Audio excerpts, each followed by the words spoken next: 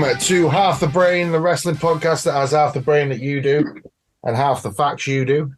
I'm your host, Evil Bazz, aka Big Easy, aka Danny, and I'm joined once again by my tag team partner who's been released by a medical facility, Mr. Ferry Tunk. Niall, love, how we doing? You all right?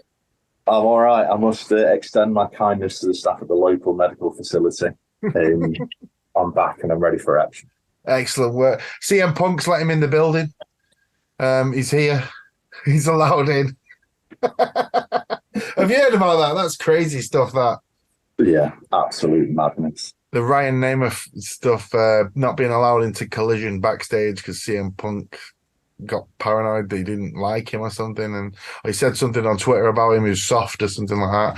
And also Jungle Boy Jack Perry was chewed out apparently in front of people, and so it sounds like Phil Brooks is bringing the fun times to AEW. I don't understand what's going on with him. Obviously he's got that bitterness about being unceremoniously dumped by WWE, but come on, man, that was over 10 years ago. I think he's just a bit paranoid. He just lives in a sort of weird paranoid world where everyone's against him and everyone's out to game for some reason, and I'm not sure where he gets it from, like, but It's just absolute madness. I dislike him more and more each day.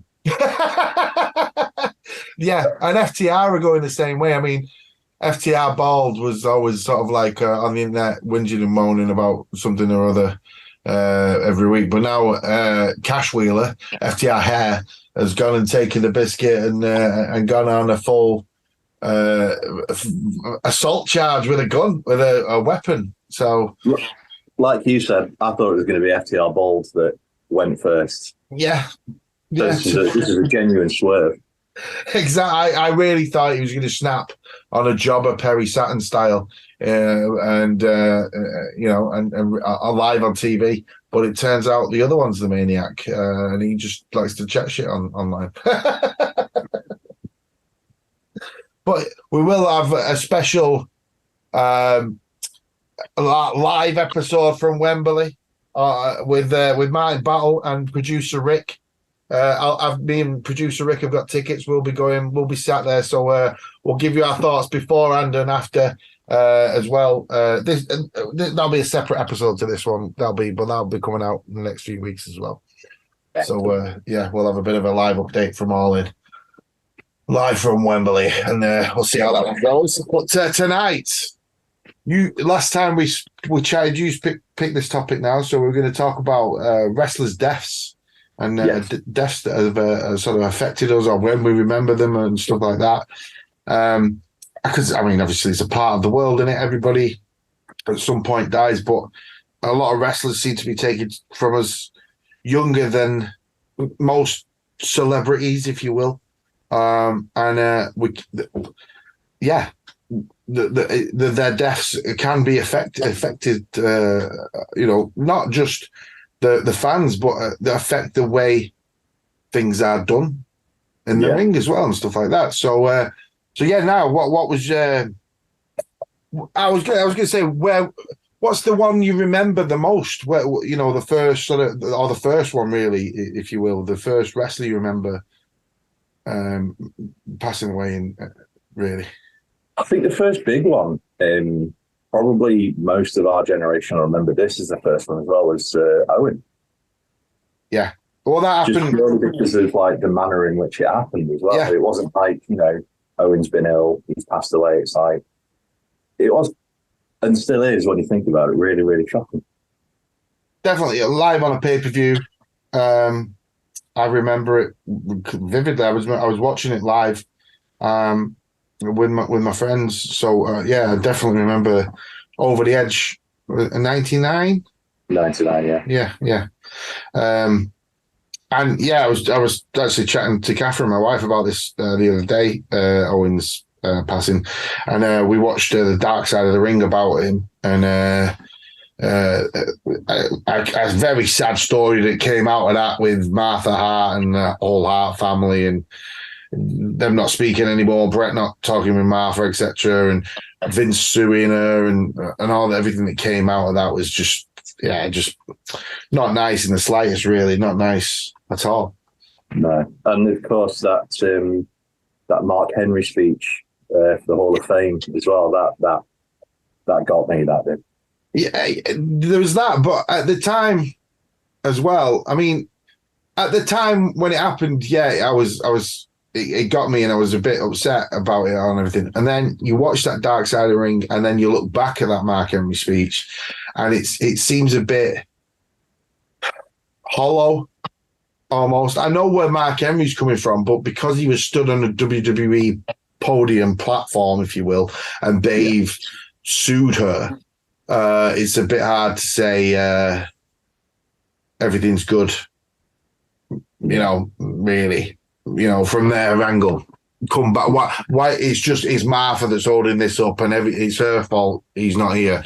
It rings a bit hollow, I think, to say that. To be fair, but I get where he was coming from, and I get the sentiment that he was trying to make, and I think AEW's done a great job working with Martha Hart and doing the Owen Hart Cup, and I laughed. The first one, the first Martha Hart, Owen Hart Cup, when she came out, Martha Hart, and said she was wearing a hat, and she said, let's make wearing a hat a thing for these Owen Hart Cups. And then next, I thought, no one will remember that. And then the next year, sure enough, there you are. Everyone's wearing hats in the audience for the thing. So well done to her for that. Big up. Yeah, I think the thing that hit most about Owen's death as well, and this is particularly after the fact, is that any YouTube video or whatever that people talk about Owen, or any documentary, like, genuinely nobody has a bad word to say about him. No, he's everyone talks about the ribs and the laughs he did and making people laugh and stuff like that. So, yeah. To be fair, no one's ever slagging him off or anything like that at all. And he worked with everybody. I think the thing with Austin was a bit unfortunate. But then Austin, did the same thing to what's the Japanese guy's name who was in NWO, sorry. Not Muta. He was with Muta. His name will come to me at some point, but Austin broke his neck, didn't he, in Japan, doing the same move, exact same move. And then as what Owen did, and there's the way Owen acted apparently to Austin wasn't the nicest, but that's just one person, out of many that have got something put. Not many people have got something bad to say about Owen. Yeah. I was trying to think before what I think there's 4 big ones in my generation, if you will, or maybe 5, because I'm British as well, so there's 5 big ones that really sort of hit. And then the more I thought about it, there was other little ones as well. But the 5 big ones for me were Eddie Guerrero. Yeah. When that happened, I remember where I was, and that just out of the blue. I say nothing wrong with him. He just had a heart attack, cleaning his teeth in the morning, and that was that.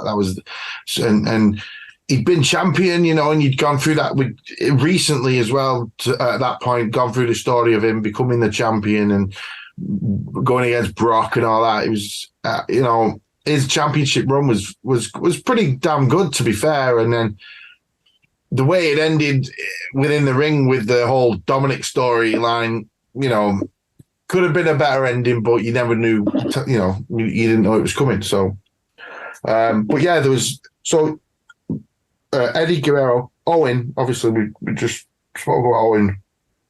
Pillman, when Pillman happened, and that was another one that just sort of came out of the blue. And I knew he'd been injured, but I didn't know to what extent.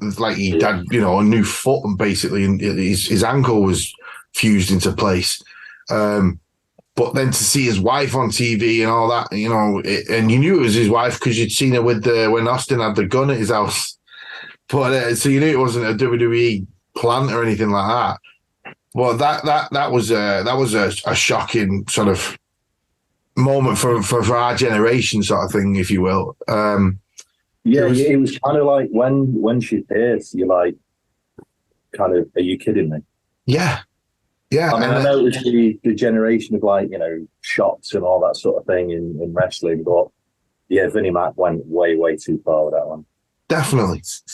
Definitely. Like, not even a week had gone by. It was like the day after. Yeah. On the Raw, because it happened on the Sunday night before a pay-per-view, and then on the Raw after the Monday night after, Vince is there interviewing his widow. Is madness, absolute madness.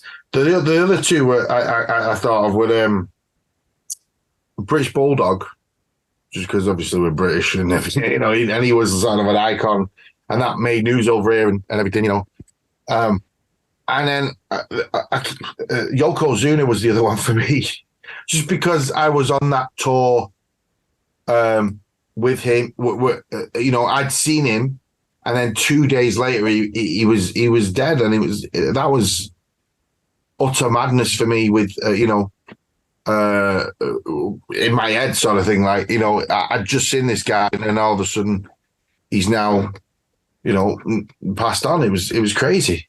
That was a weird sort of few years. What year was it that Yoko died? 2000. So in that year, pretty much, or like within the space of a couple of years, you had Yokozuna, you had the British Bulldog, and I think Test had died sort of 2002, 2003. Test. Let me have a see when Test passed it, because I know. He did die quite young, but he was in TNA for a bit as well, wasn't he? 2009. Oh no! Oh. That's when he was a wrestler too. Let me just scroll to the bottom of the Wikipedia page here. Sorry, excuse me. Yeah, 2009. Yeah. Oh right, I thought it was much earlier. But around that time, around the turn of the century, there was a lot of wrestlers that died quite young and quite unexpectedly. Yeah, definitely. I mean, Test was another one that was just like, what? I was what? But then, the steroids and stuff like that. I mean, it doesn't, you can't abuse your body for that long and expect anything else really to happen. I mean, Louis Piccoli, I remember happening, but I remember never really. I think I'd missed a couple of nitros with him on or something like that, because I don't really remember him being much of a thing. But I do remember a lot of people like mourning him at the time and stuff like that, and WWE mentioned it. And then like Crash Ollie, that was a really odd one, because Crash, like, I think hadn't gone from the WWE long, if you will. I think he had been in TNA, but it was his Crash committed suicide, didn't he? So, it's just some of them have just like I say, come out of the blue and are just absolutely crazy. And I mean, there were a lot of deaths that you could kind of see coming. As sad as that sounds, I mean, I remember when I'll always remember when China passed away. She died of her birthday. Yeah. And that's just I don't know. I think Tammy Sitch, Sonny, with me, is probably very, very lucky that she didn't go down that same sort of road. Yeah. Because I think ever since China got released from the WWE, or at least when Triple H dumped her for Stephanie, then she went downhill real fast. I've read her autobiography, and it's not it's not happy reading. No, she was another one who I remember when she did the TNA run. She looked okay from what I can remember. Really, it wasn't an embarrassment or anything like that, and but then after that, it just became like the sort of 24/7 reality TV show of China's life, and she just went downhill absolutely crazy. And then obviously the porn stuff and everything like that. And Sonny went down the porn route as well. You know, and she's just about to be sentenced to maybe 15 years in prison for killing somebody whilst drunk behind the wheel of a car. So, I mean, it was either that or death by drugs and an overdose for her. You know, so hopefully she'll be in prison now. She'll get clean. I think that's the best place to go to get clean. Maybe in America, really. She's already, in my mind, and this might be controversial, inadvertently already taken another life as well in Candida, because they together were just not good. No, but I mean, didn't he get sort of some infection and it sort of spread quite quick?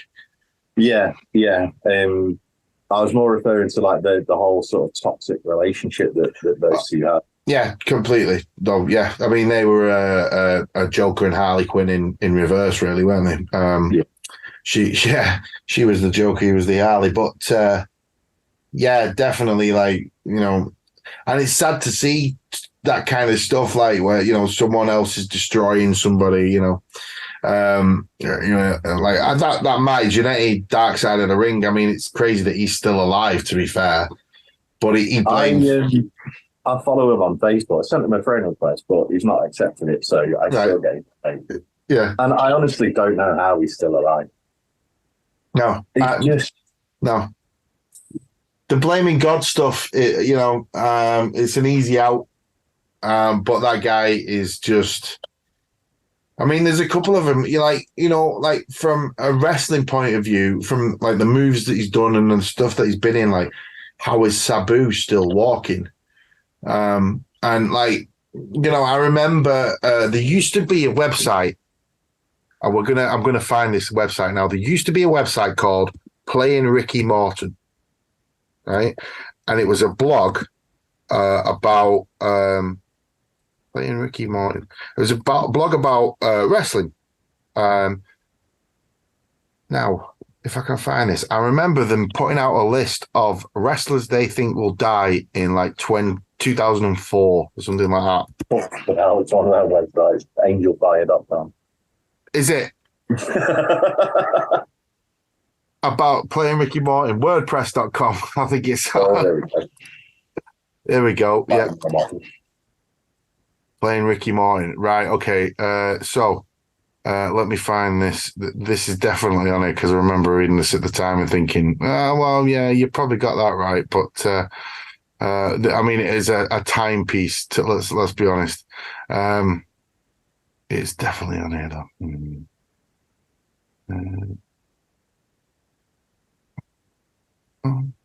50 wrestlers who might die in 2012. Number 10 to number 1. Here we go.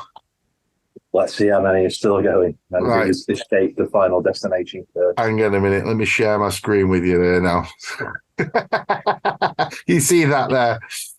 Right, number 10. Oh, this is 2012, by the way. So let's not forget that. So some of the guys may be passed on now. Number 10 has recently just gone. Superstar Billy Graham. Number 9, Scott Hall. Yeah. That's not a flattering photo, is it? It's not a flattering photo of Scott Hall. And he has, recently just gone. Only recently, though. It was only, 3 or 4 years ago, Scott Hall, something like that. Yeah. Yeah. Number 8, Bobby Eaton. Again, another one that's only just recently passed on. Not too long ago, I'm sure. I think it was this year, in fact, Bobby Eaton. Well, maybe last. Number 7, Bobby Heenan. I mean, the guy was like really, really old. Yeah. And he suffered a lot, Bobby Heenan. Number 6, Barry Windham. I think Barry Windham is still hanging on in there, isn't he? Yeah, he's still going. I don't know why they tipped him to die. No. I mean, that's what they say. Who possibly great overlooked super worker, possibly why he might die. On October 27, 2011, Barry Windham's father, Blackjack Mulligan, posted a Facebook message saying, "My son is near death. Can you say attention, whore? Barry Windham had a severe stroke and was moved to ICU, where, as far as I know, he still is. On a lighter note, he was discovered in his near-death state by Mike Rotunda, hopefully doing his IRS gimmick and bitching Windham about relying on Obamacare instead of going private. So, yes, dated political jokes. Great fun. Number 5, Dump Masamoto, who, Japanese lady wrestler. I'm not 100% sure, but that's an interesting T-shirt she's got on there. Yeah. Yeah, less said about that, the better. Number 4, Lord Littlebrook. Lord Littlebrook. Number 3, Dennis Stamp. Oh, no, Dennis did die recently. I know that. He did. Poor fucking Dennis. Number 2, Kamala. Now, Kamala lost both his legs due to diabetes. I released a couple of albums. Have you ever heard any of Kamala's music? No. Oh, mate. Right. We'll end the episode with some Kamala music. I'll get Rick to put some Kamala music in there. But basically, it's Kamala with a keyboard giving you some sweet, sweet love songs. Mate, honestly, it's some of the beauty. I'm sure he's got one about Hogan. But yeah, I'll dig some of that, and at the end of the episode, we'll have a bit of Kamala tunes. And number 1 was Tyson Tonko. He looks like the guy from Disturbed, though. I think that's what Tyson Tonko's career was built on, looking like the bassist from a shitty emo core band. But what's his why you might know? You what? Sorry. Oh, why you might die.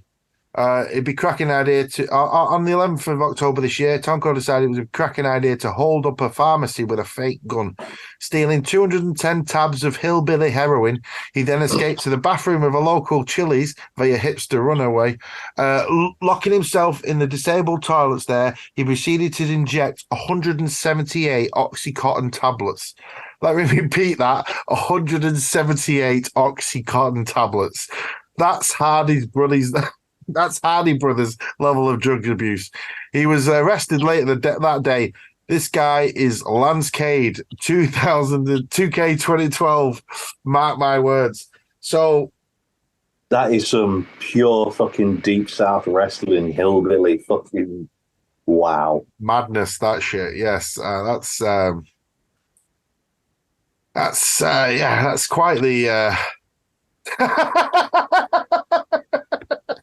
Holy shit! Well, yeah, but Lance Cade, that was another one, wasn't it? Lance Cade, I remember that vividly because him and Murdoch were a great tag team in a period where Raw was shit, very shit. Yeah. All you really had to sort of look, was them two, Shelton Benjamin and Shawn Michaels. Really, at the time, there was not much else on Raw. And tag team wise, I think it was just them two, the Highlanders, and maybe the Dicks and stuff like that. And you had the Dicks, you had the Geminis. Who was the S&M tag team? Basham Brothers. The Basham Brothers, yeah. They had Juice and Domino, the fucking 50s greasers. I love them. London and Kendrick were good, like a bright spot at that time, but they were always on SmackDown. So yeah. So again, that was another period of shocking or surprising wrestling. That's because didn't Stasiak was on TV for that time, and he passed like a few years later. Yeah, well, yeah. I think Stasiak. What's that WrestleMania where 18 or 19? 18, sorry. Around that time when WCW comes in and they all merge, he was in the Alliance for a bit, and I think after the Alliance they did that Planet Stasiak, but it never went anywhere. That may have been I quite like that, actually. His whole like pre QAnon thing before QAnon. Yeah, I think he was just because he was in a bit of a weird one where he was recording things in a bag backstage, so he was just recording people's conversations, and got found out, and so he got kicked out of the locker room. So I don't think he ever sort of endeared himself to the wrestlers backstage or anything like that. But yeah, Planet Stasiak, that was a mad one. A lot from that era, like if they didn't pass then, they passed quite soon. Jindrak. Yeah. He was around at the same time as well. Yeah, he definitely was around that time. Yeah, early 2000s. Yeah, definitely. Umaga. That was very shocking. That was a proper shocker because, like, I don't think he'd been gone from the WWE very long when that happened. Like, you know, and what a run he had. I mean, Cena absolutely destroyed him, but before he got to Cena, he was super interesting. And he had Estrada, and you know, after Cena, they didn't really do much with him. I mean, he was in the Trump feud with Bobby Lashley, but that was sort of after Cena had just walked through him, and he used the ropes, didn't he, and the turnbuckle to sort of choke him out at the Royal Rumble. But other than that, he sort of walked over Umaga big time. And it was another. Cena must eat. Cena must eat. We must feed a man to Cena. Cena must eat. Before he changes his t-shirt colour, he must eat a man. Yeah. I think that next episode we should do how many careers John Cena killed. Because there's got to be a few that escaped Cena's clutches, but I can't think of any right now. Not many. Sort of like come out of it like Boba Fett came out of the Sarlacc. Yeah, so bad. I think maybe you could put Jericho possibly into that because he got thrown into a dumpster truck on Raw via Cena and John Laurinaitis and Vince McMahon, and then still managed to come back and reinvent himself many times after that. So maybe Chris Jericho is the Boba Fett of John Cena wars. Yeah, definitely. So I think we've got to address the elephant in the room as well. Go on. The biggest one in probably the last 20, 30 years, the Benoit murders. I remember exactly where I was when I heard that. Well, yes. Yeah, I was with producer Rick. We were watching the pay-per-view live. I can't remember, was it? It was like a no mercy or something like that, wasn't it? It wasn't a one night stand. No, it wasn't. It wasn't the ECW one night stand thing. No, I'm sure it was. I'm sure it was like a random pay-per-view. You know, I'm gonna have to find that now. But I remember exactly everything about that weekend, and you know, nobody really knew what was going on. Chavo replaced him on the pay-per-view. Cards subject to change. Exactly.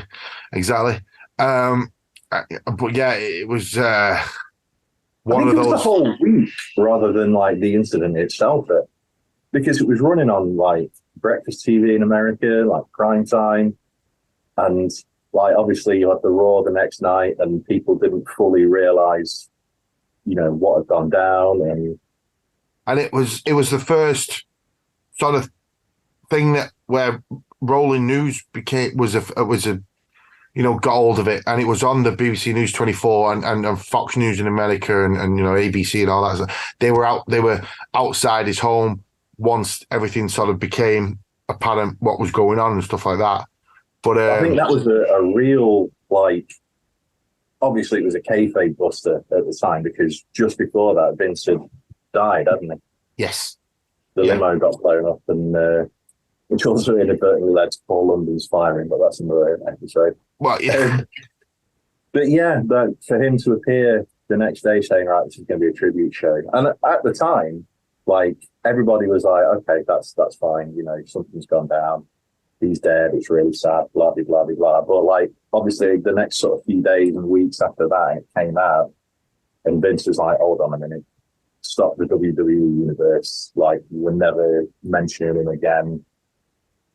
Which I totally understand to a point, but you can't erase history in terms of, winning the Royal Rumble from the number one position and all that sort of stuff. I mean, one of my favourite wrestlers of all time, but a fucking horrible, horrible human being. That's the thing, he was the ECW World Championship, and he had to vacate it.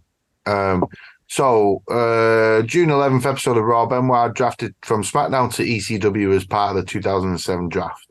After losing to ECW World Championship champion Bobby Lashley on the June 19th episode of ECW, Benoit wrestled his final match, defeating Elijah Burke in a match to determine who would compete for the vacated ECW World Championship at Vengeance. So it's Vengeance 2007. That was the pay-per-view. And he was supposed to fight. It was replaced by Johnny Nitro. And a lot of people started to chant for him, and nobody really knew what was going on. I remember, I think Chavo came out and said that he chatted to him that day, and he said there was a problem with the family or something like that. And then it turned out the next door neighbor had gone round because the dogs had been out all night, and then it started to spiral from there. And it was. But that whole week, I think everybody turned into a sort of mini detective to try and figure out what was going on, and there was a lot of fake rubbish coming out about it, and this had happened, and he'd done this, and he put a cripple crossface on it, there's a lot of, and I think there still is a lot of mystery about it, and there's been a lot of books written about it. I've got a couple of them and all that, so I think it sounds daft, but if anything good was to come out of that, it would be like, because Chris Nowinski got heavily involved, didn't he? Because he's like an expert on CTE now. Yes. Yeah. And I think that really, really does have to be looked at, because Benoit's diving headbutt was not conducive to a good time. No, well, you've got that, and chair shots to the head were completely eradicated, from that incident, really. Yeah. And after the sort of unrefutable proof sort of came out about his brain and about the trauma and CTE and stuff like that. So, yeah, it did great things for the industry, but Eddie Guerrero's death led to the downfall of that man significantly. That's probably, like, that Dark Side of the Ring two-parter was probably one of the most, for me, comprehensive things. Yeah. Like, to come out of it. It didn't clear everything up 100%, but you kind of got to see the impact and stuff. I mean, like, his poor son as well, like his other son. Mm. Yeah, the one who looks like him. Yeah, exactly like him. Yeah. It's crazy, and Nancy's family as well. Her sister and stuff like that. It's just such a sad thing. I mean, there's. I remember hearing about what's he called, Rock and Roll Buck Zumoff, and Hard Body Harrison. They were two sort of like WCW jobbers, and Hard Body Harrison had been a pimp after WCW and had kept, I think, 12 girls like locked in cages underneath his basement, and was like sex trafficking, stuff like that. And so he got arrested for that. And then Rock and Roll Buck Zumoff was doing a similar thing, but with his daughter, to like a Fritzl sort of thing. And so, them two are sort of easier to cut out because they were enhancement talents in WCW, and were only really on like Worldwide or Saturday Night or something like that. So they never really on Nitro or Thunder or anything like that, or having big prominent roles. But Benoit, I know the joke on the internet is to sort of like cross out his name and write Bob Ollie next to it and stuff like that, and say because WWE has done the best that they can, I think, with that, to sort of not, remove his picture altogether, remove any mention of him, but like not take away from the sort of pay-per-views, you can't skip to a Chris Benoit moment on the WWE app, I don't think, but you can still watch a match with him. Because they did cut out his WrestleMania main event, for Christ's sake. Yeah. But it's just the pointed way in which they're like, only, I think it's 2 or 3 now, have ever won the Royal Rumble from first position. It's like, come on, we're not daft. No. You can say however many it is, but just don't mention his name. Well, I think that's what they've started to do now. So they said, they'll say only, I think 3, is it now, or 2? Is it 3? I think it's 3 now. Yeah, it's him, Ray, and Sean. Yeah. Yeah. So I think they say it's 3, and then they'll only ever really mention Ray.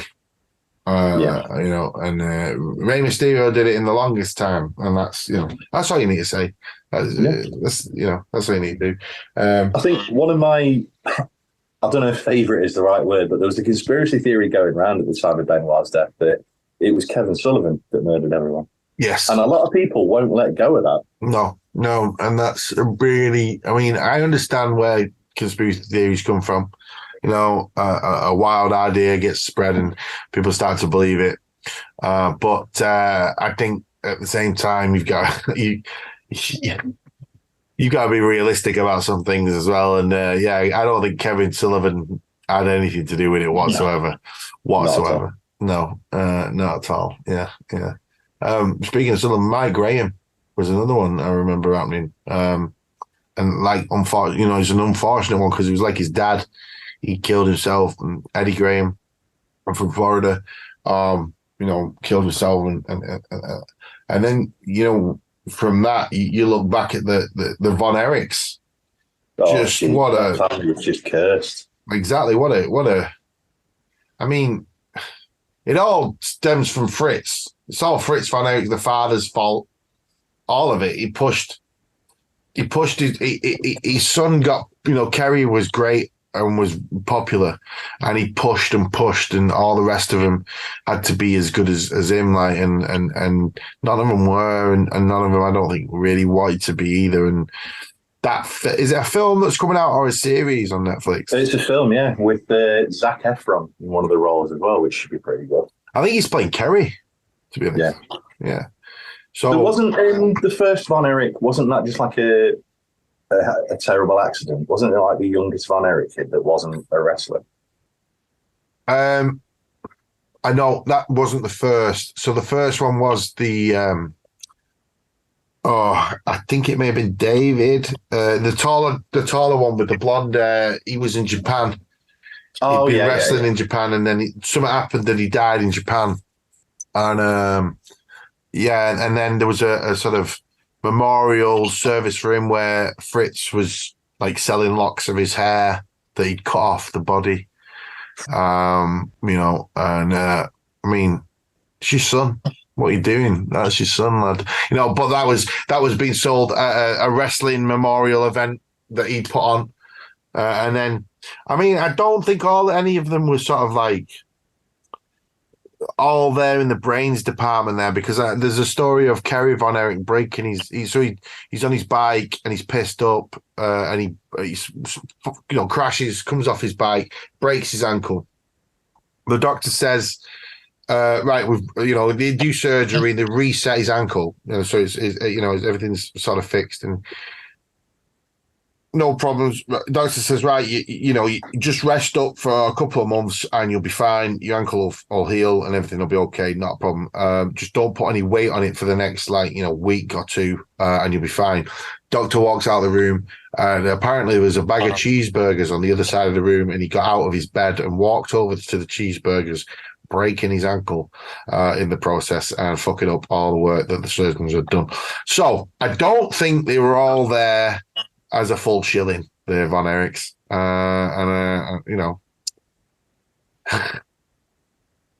But that was another great, I mean, it sounds like we're shilling for Dark Side of the Ring, but that was another really great episode. Yeah, exactly. My missus doesn't shed tears often, but when she watched that, she was beloved. And I've got the best of not the best of, but the WCCW DVD that the WWE put out years ago about, the Fritz territory and basically it's the story of the Von Erichs.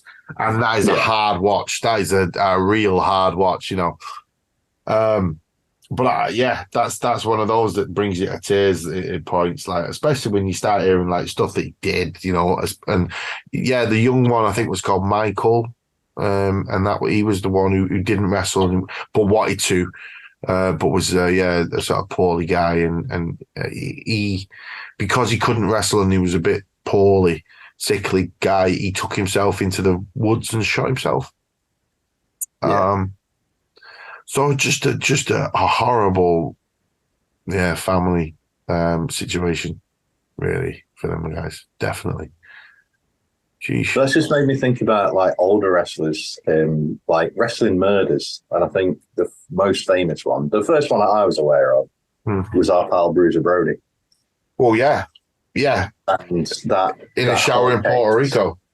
Yeah, that whole case still fucking boils my water to this day. Yeah, absolute madness. I mean, when you say stuff like that, Jimmy Snuka springs to mind. And Nancy Argentino, she was killed by him. And then this is why I've got a bit of a problem with Foley, because he talks about, he promoted a women's charity a long time ago called Rain, and I'm not sure if he still works for them. But at the same time, he bigs up Snuka as one of his favorite wrestlers. And, if you're going to do one, try and sort of like have a look at read the room a little bit. Maybe it's quite famously known, isn't it, that he's like Foley's on TV in the audience in Snuka's cage match. Against Morocco. He's won with that, like, for most of his career, but dial it back a bit, mate. Yeah. And he still talks about him, I think, now. I mean, he did definitely when I saw him about 6-7 years ago. So, Didn't Carlos Colon have a big part in covering up the whole Bruiser Brody thing as well? Because I still see people talking about it online, saying that, maybe Invader 1 was defending himself. It's like, he went into the fucking shower. Atlas, saw him coming out, and Atlas had to carry Brody out the room. Like, listen to Tony Atlas, and I don't think that man tells stories and tells porky pies, if you will. I think he's a man who knows exactly what happened and he knows exactly what went on. And he might sound a little stupid and he might have a really big foot fetish, but the dude knows exactly what happened in that shower room. Definitely. Fucking absolute madness. Fucking, I was just thinking as well, Jerry Lawler's kid, Grandmaster Sexy. He had one of the wildest careers ever. Like, there's some of the stuff he did in Memphis with the guys. I can't remember his name, but the guy who was the original rappers in Nation of Domination, PG-13. They were a tag team in Memphis, and one of them and Lawler's kid had a feud that was absolutely mental. And they said stuff on air that was, it was around the time Lawler was being sued by those underage girls for sexual sort of assault, but it all turned out they were just lying. Or were they? No, they were, apparently. Dun, dun, dun.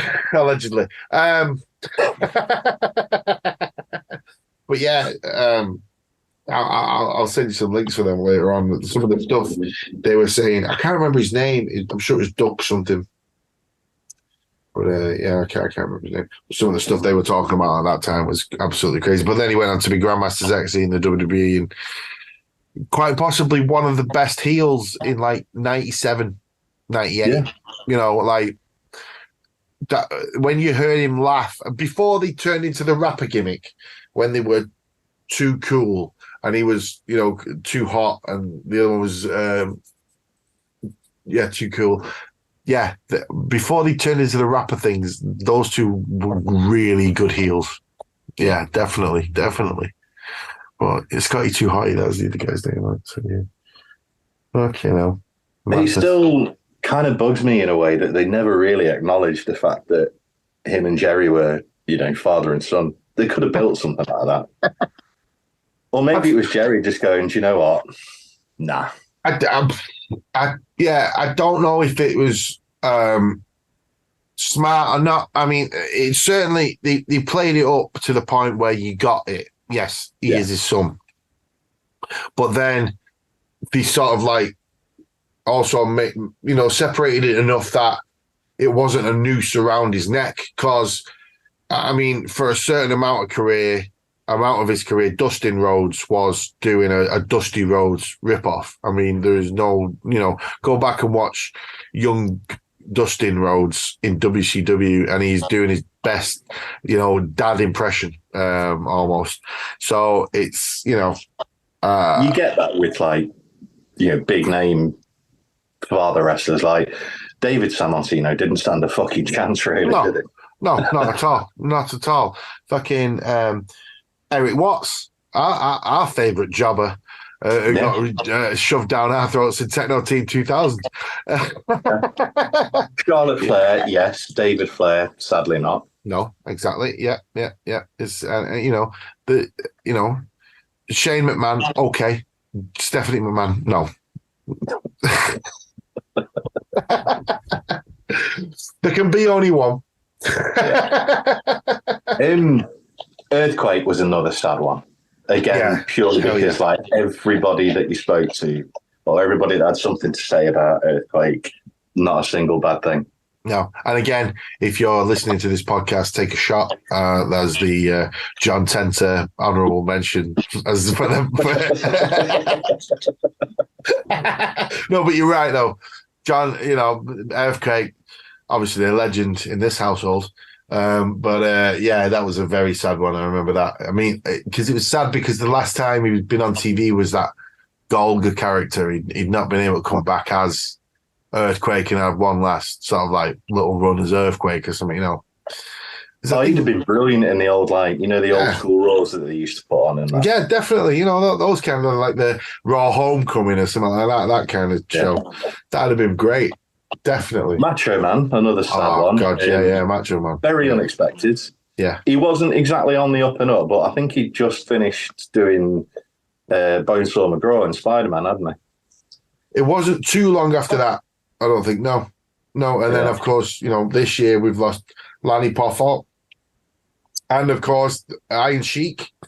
Sheiky baby.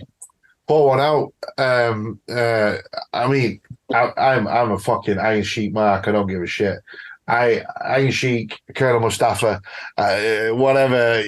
Break your back and make you humble. I love that dude. That documentary is one where me and Catherine watched that, and she was in tears watching that. I mean, the bit about his daughter and just his early life from Iran. Wrestling over there and stuff like that.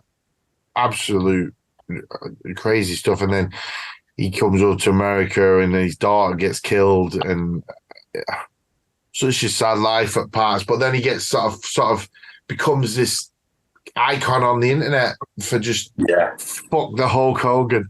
And just the last part of his life was that Battle Royal, the WrestleMania 17, 18. Yeah. The best thing about his tweets as well, and obviously there were him saying it, but it wasn't him typing it. The best thing about them was that you read them in his voice. Oh, every time. Yeah, definitely. There wasn't, definitely. Fuck the Hulk Hogan. Fucking Good bullshit. morning to everyone but the fucking Hulk Hogan. Fucking bullshit. Yeah. Definitely. Fucking Right. We shall leave it there, folks. We shall get out of the wrestler's graveyard and leave Dead Wrestler Beach and say goodbye. But we'll return at some point, I'm sure, and chat more about this. But next time, I was thinking we should do managers. We should talk about some goddamn managers. Some of the managers / valets. / valets / advocates. slash mouthpieces. Some of the best, some of the worst. We'll be joined by Shaky Jakey El Beanzo from Los Fats O Libres. He'll be here with us. And Jakey baby. Shaky Jakey baby. And whoever else we can ramble up. And in the meantime, I'll have some all-in stuff from Wembley, and it'll be all good. But then, we'll do managers then next time. Yeah, what do you think about that? That should be a good one. Yeah. Just going to see where I can get the John Tenter reference in on that one. I'm trying to think. Jimmy the Man for the South Art was where natural disasters manager for a bit. So we'll get him in somehow. No, you were right. Until next time, folks. Take care, and we'll see you soon. See you later, everybody. See you later. Bye.